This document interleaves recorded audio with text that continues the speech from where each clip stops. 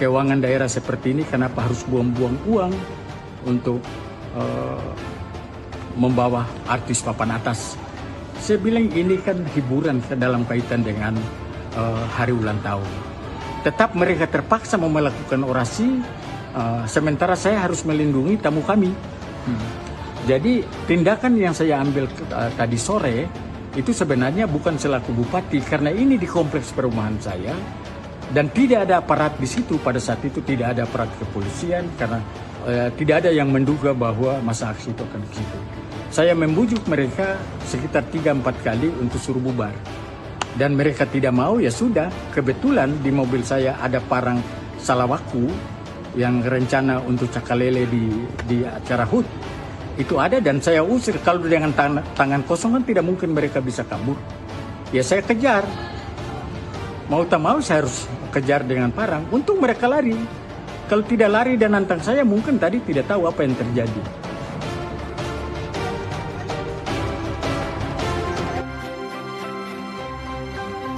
Assalamualaikum pemirsa, bagaimana kabar Anda hari ini? Semoga sehat dan selalu bahagia. Seperti biasa, sebelum beraktivitas kita update dulu yuk seputar informasi menarik agar pagi Anda lebih berisi. Bersama saya Erlang Purbaya, ini dia Cakrawala selengkapnya.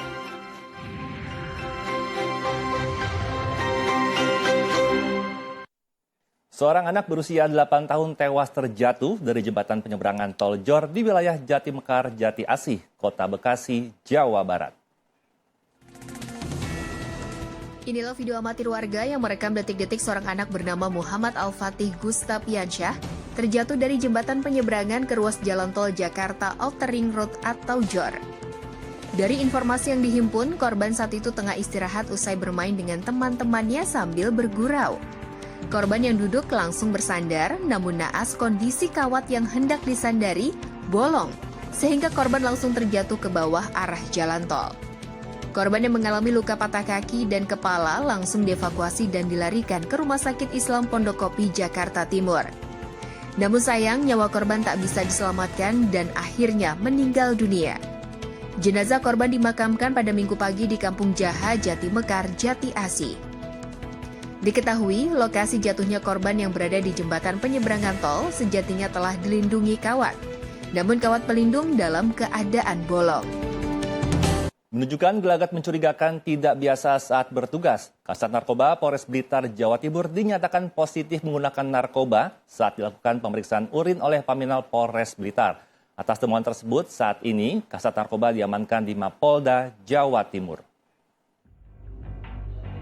Inilah Ibtu Sukoyo, Kasat Narkoba Polres Blitar, Jawa Timur, saat melakukan konferensi pers saat mengungkap puluhan kilogram ganja siap edar. Sebelum dinyatakan positif menggunakan narkoba saat dilakukan pemeriksaan urin oleh Paminal Polres Blitar. Kasih Humas Polres Blitar Ibtu Heri Irianto mengatakan, tes urin dilakukan kepada Kasat Narkoba Polres Blitar lantaran yang bersangkutan ketika bertugas menunjukkan gelagat yang tidak biasa. Ada 5 personel Polres Blitar yang menjalani tes urin, namun hasilnya hanya Ibtu Sukoyo yang positif amfetamin. Saat ini Kasat Narkoba Ibtu Sukoyo telah berada di Mapolda Jawa Timur untuk menjalani pemeriksaan lebih lanjut. Sementara atas temuan ini, Telegram Kapolda Jawa Timur telah melakukan memutasi Ibtu Sukoyo. Belasan rumah di bantaran Sungai Batang Sianok, Kota Bukit Tinggi dan Kabupaten Agam, Sumatera Barat terdampak terjangan banjir bandang. Sementara itu, mobil ambulan pembawa jenazah terperosok saat melewati jalan rusak sepanjang 6 km di Kecamatan Batang Masungai, Merangin, Jambi. Jalan rusak, sulit dilalui kendaraan sehingga berdampak pada perekonomian warga. Kondisi ini sudah dirasakan warga selama 1 tahun terakhir dan belum tersentuh perbaikan.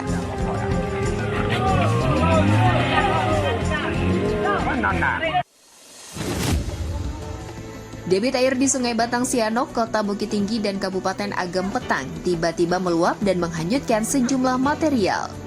Banjir setinggi 1 meter berlangsung tidak lama, namun di Kota Bukit Tinggi dan Kabupaten Agam, setidaknya ada 4 rumah dan kafe rusak parah, serta 3 rumah dan kafe juga rusak.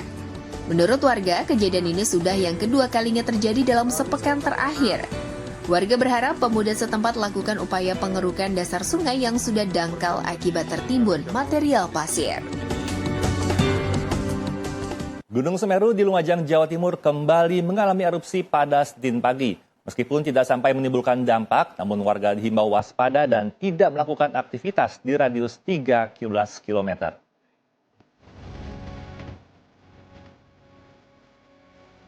Video detik-detik terjadinya erupsi Gunung Semeru berhasil terekam kamera pemantau yang terpasang di sekitar desa Oro-Oro Ombo, Kecamatan Pronojiwo, Lumajang.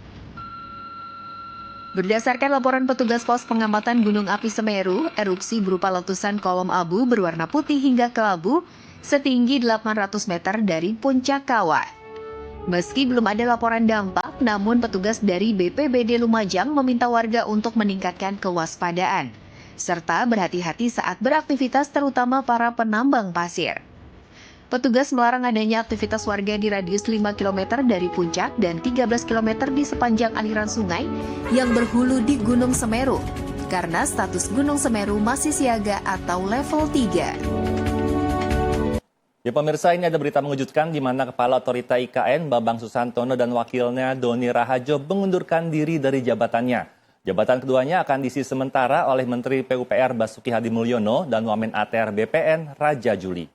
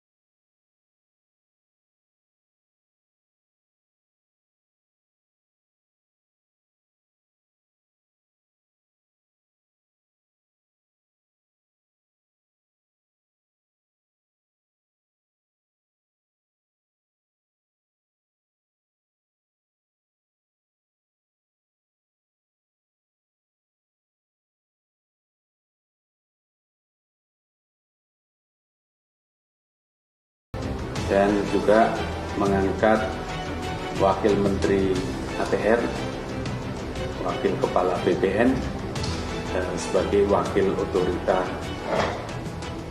IKN. Sementara itu, Menteri PUPR yang juga PLT Kepala Otorita Ibu Kota Negara menjelaskan tugasnya bersama Raja Juli Antoni sama seperti tugas Kepala dan Wakil Kepala Definitif, sampai ditunjuknya lagi Kepala dan Wakil Kepala Definitif sesuai dengan perundang-undangan. Tugasnya adalah mempercepat pelaksanaan program. Nah, kita yakin bahwa otoritas sudah membuat program-program dalam pembangunan IKN ini. Nah, kami berdua ditugasi untuk mempercepat pelaksanaan program tersebut yang sesuai dengan urban design, sesuai dengan hasil sayembara yang lalu, urban design untuk pengembangan atau pembangunan IKN ini dengan konsep negara Nusa Rimba. Usai konferensi pers, Mensesnek Pratikno mengatakan Bambang dan Doni tidak menyebutkan alasan mengundurkan diri dalam surat yang disampaikan kepada Presiden Jokowi. Namun Pratikno menegaskan pengunduran diri Bambang Susantono dan Doni Rahayu bukan karena persiapan upacara kemerdekaan RI pada Agustus 2024 mendatang. Pratikno juga menjelaskan Bambang akan mendapat tugas baru, yaitu membantu langsung Presiden Jokowi dalam memperkuat kerjasama internasional untuk percepatan pembangunan IKN. Sekretaris Jenderal PDI Perjuangan Hasto Kristianto menyatakan, mundurnya Kepala Otorita Ibu Kota Negara IKN Nusantara, Bambang Susantono dan wakilnya Doni Rahajo menjadi bukti IKN direncanakan dengan tidak matang oleh pemerintahan Presiden Joko Widodo. Hasto menilai bahwa mundurnya pimpinan otoritas sebagai kritik terhadap pemerintahan saat ini. Ya, sebenarnya suatu kritik yang terbesar yang diberikan kepada pemerintahan Pak Jokowi adalah ketika segala sesuatunya dipercepat tetapi melupakan aspek-aspek di dalam pertimbangan yang matang, kajian-kajian yang detail. Saya pernah menjadi project manager di kawasan yang sama. Itu dari struktur tanahnya itu sangat tidak stabil. Kemudian kemampuan untuk mendapatkan sumber daya bagi pelaksanaan pembangunan pabrik kelapa sawit aja mengalami delay, apalagi ini suatu ibu kota negara. Belum lagi Rakernas juga mengkritisi terkait dengan status tanah yang seharusnya juga memperhatikan hukum-hukum adat. Sehingga mundurnya kepala otorita dan wakilnya itu bagian dari suatu perencanaan yang tidak matang. Dan ini sebenarnya sangat disesalkan karena 17 Agustus itu tidak lama lagi. Tetapi kembali, ini ketika segala sesuatunya itu muncul sebagai direction dari pusat yang harus dijalankan tanpa membuka suatu ruang bagi perencanaan secara alami harus berjalan, ya yang terjadi seperti ini. Sehingga ini akibat suatu perencanaan yang tidak matang, yang terburu-buru, sehingga menciptakan beban kerja yang begitu besar yang membuat yang bersangkutan mundur. Ya, kita beralih ke berita lainnya. Pemirsa, polisi akhirnya memanggil adik Peggy Setiawan, Robi, untuk diperiksa di Direktorat Reserse Kriminal Umum Polda Jawa Barat pada hari ini. Keluarga Peggy mengaku sudah menerima surat panggilan dari penyidik Polda Jabar.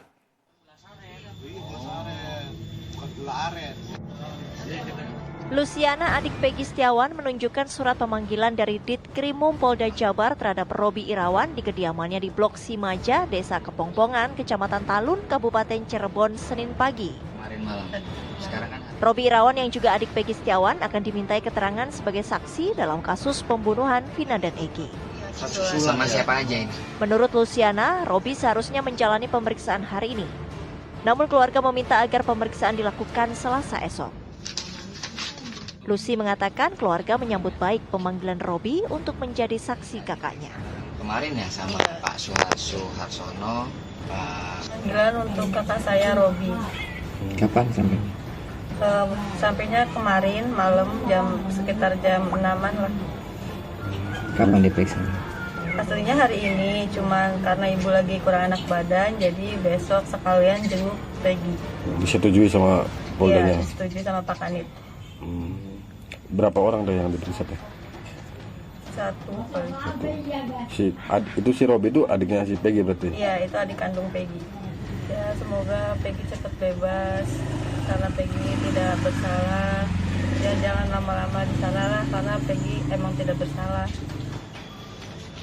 Robi menambah daftar saksi yang diperiksa petugas terkait Peggy Setiawan yang telah ditetapkan sebagai tersangka pada 26 Mei lalu.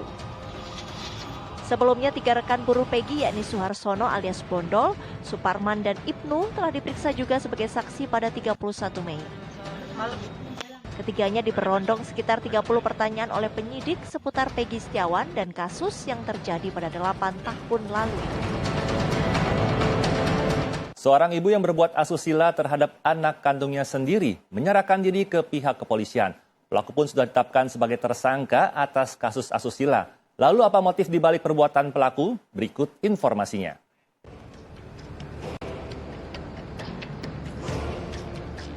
R, 22 tahun, ibu kandung dari bocah berusia 5 tahun RM yang menjadi korban asusila Minggu malam menyerahkan diri ke kantor polisi. Dengan pengawalan tim Jatanras Polda Metro Jaya, pelaku dibawa ke Mapolres Tangerang Selatan guna menjalani pemeriksaan. Pelaku kini sudah berstatus sebagai tersangka atas perbuatan asusila terhadap anak kandungnya sendiri, merekam dan menyebarkan video asusila tersebut di media sosial. Aksi di luar nalar pelaku ini mendapat kecaman dari netizen yang kesal, prihatin hingga tak habis pikir dengan perilaku menyimpang pelaku. Untuk melengkapi berkas pemeriksaan, polisi pun memeriksa rumah kontrakan pelaku yang selama ini menjadi tempat tinggal, sekaligus lokasi perbuatan asusila itu di Pondok Aren, Tangerang Selatan. Menurut kakak ipar pelaku, video asusila direkam pada 1 tahun lalu.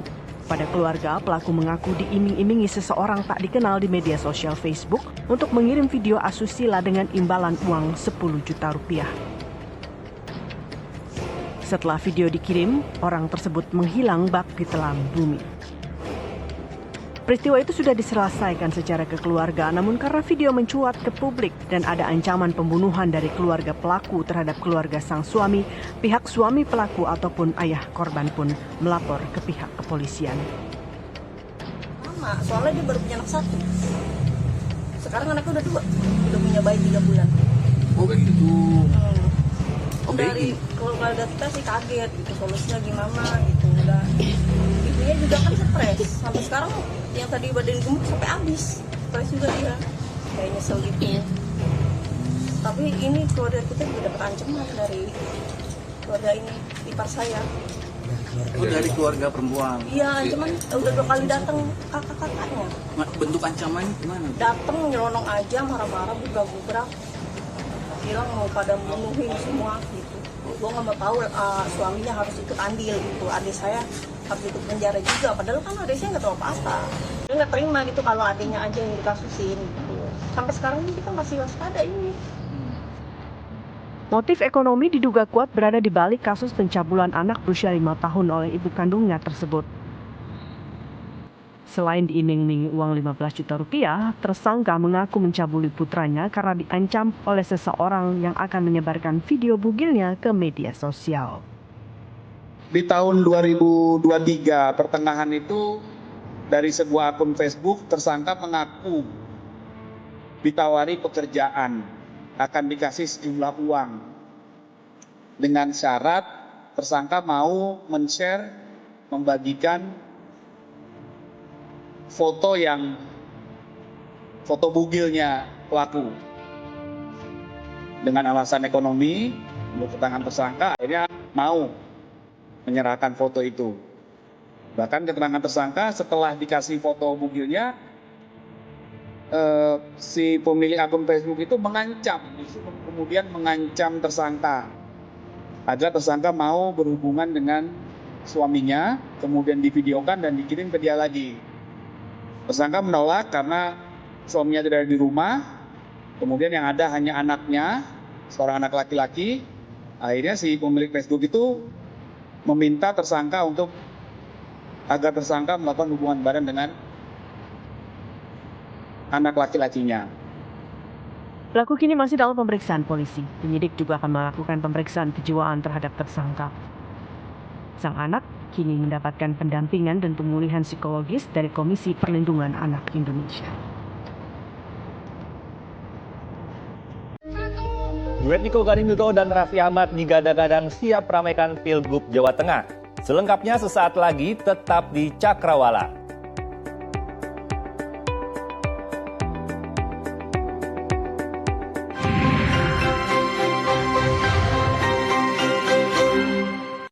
Terima kasih Anda masih menyaksikan Cakrawala bersama saya Erlang Purbaya.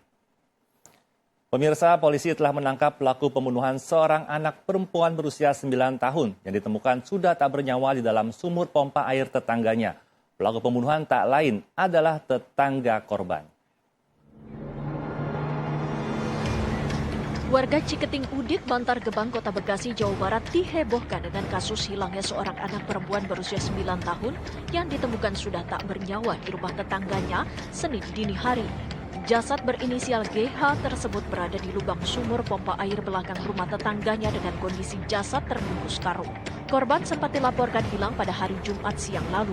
Ibu korban bersama warga sempat mencari korban. Warga curiga pada pelaku karena sempat terlihat kerap mondar-mandir di depan rumah korban dan langsung melaporkan kepada pihak kepolisian. Kenapa sih Pak, bisa ceritakan nggak Pak kenapa digerebek rumahnya? Awalnya digerebek kan Bapak sering main di sini. Asal kenalnya juga dia beli pasir saya dulu. Nah, selama ini saya kenal, saya tidak tahu namanya siapa.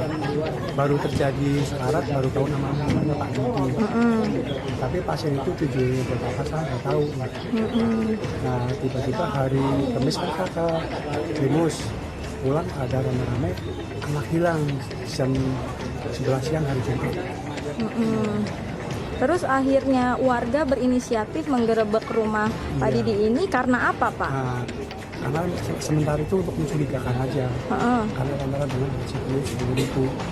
Tapi dengan itu belum berani karena belum ada yang berwajib takut ada masalah. Polisi pun telah menangkap pelaku dan langsung melakukan olah tempat kejadian perkara. Sedang melakukan cek ulang TKP, yang mana TKP ini adalah rumah pelaku. Ya, dari hasil pengamatan diduga ada satu titik yang kami lihat secara fisik itu ada lokasi tempat semen yang masih baru. Maka di satu titik lokasi tersebut sudah kami lakukan penggalian sedalam hampir 1 meter, namun tidak ditemukan adanya korban lainnya lagi. Dari hasil otopsi polisi, korban tewas akibat cekikan di bagian leher.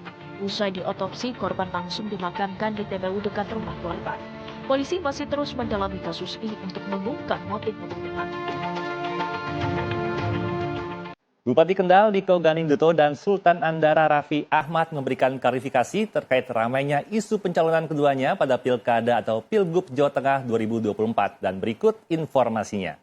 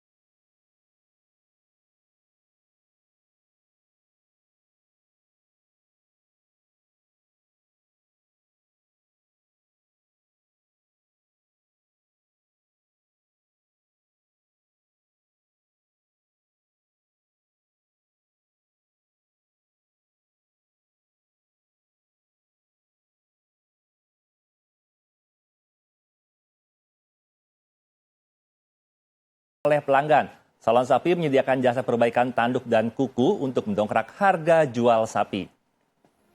Berita ini sekaligus menutup perjumpaan kita pagi ini. Saya Aram Purbaya pamit undur diri, tetap semangat, sampai jumpa dan wassalamualaikum.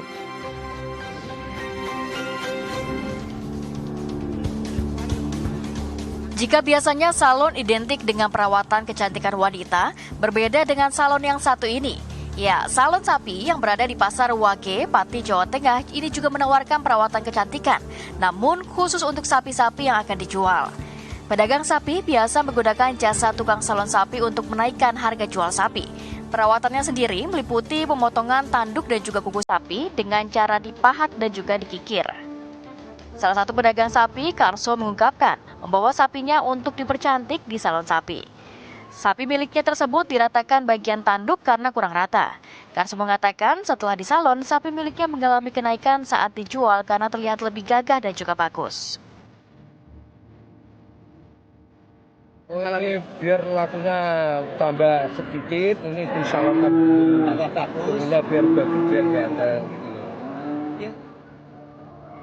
Penyedia jasa salon sapi, Nyamani, mengaku jelang Idul Adha permintaan jasa salon sapi mengalami peningkatan. Jika di hari biasa rata-rata melayani 5 sapi, jelang Idul Adha permintaan jasa salon sapi melonjak mencapai 20 ekor. Ya biasanya ya tadi yang lincip-lincip yang tidak betul itu saya, terus kedua aku sungguh yang tidak matang tanduk ya, tanduknya tanduk yang tidak saya gerindo tadi malam. Biaya salon sapi ini tergolong murah, yaitu Rp20.000 untuk perawatan kuku dan juga Rp10.000 untuk perawatan tanduk. Tukang salon sapi juga melayani jasa panggilan dengan harga mulai dari Rp50.000 menyesuaikan lokasi.